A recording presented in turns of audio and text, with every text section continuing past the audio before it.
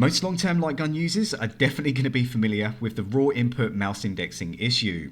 Raw input is generally required for LightGun usage, especially with 2 players. The problem is, when you're using raw input, Windows can arbitrarily change your mouse index number to something else. So your LightGuns or your mice are just going to stop working.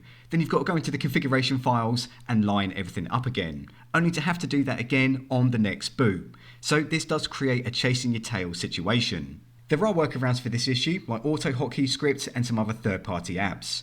But personally, I'm not a big fan of adding layers. But now there are some key emulators that have workarounds for this issue, meaning you'll never need to worry about your mouse indexing again. The first of which is Flycast Standalone. Now the workaround this emulator has is gloriously simple. All it does is apply the VID number to that specific device when it's in raw input, and then it applies that device ID to the configuration file. So when the emulator starts a game and the mappings file calls for a device, it's calling for that specific device ID and not the index position, bypassing the issue entirely. Most other emulators call for the index positioning, and obviously if Windows has stepped in and put your keyboard in that position instead, it's gonna stop working.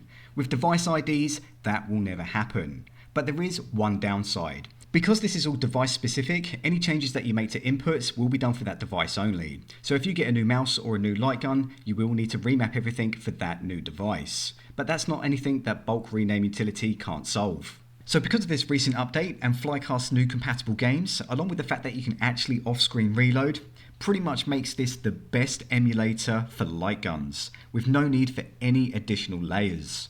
Also, myself and Ponme, the creator of the brand new Sega Model 3 UI, have kinda teamed up to hopefully bring the same solution to the Supermodel emulator. And when I say teamed up, I really mean I helped out a little bit. Ponme is really the expert here. The same method that Flycast uses can't be used with the Supermodel emulator, but there may be a different way around it.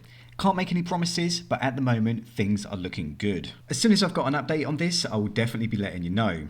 So if you want to keep up to date, you know what to do, and if you liked today's video, slam me a thumbs up. And apart from that, go play some games. Adios.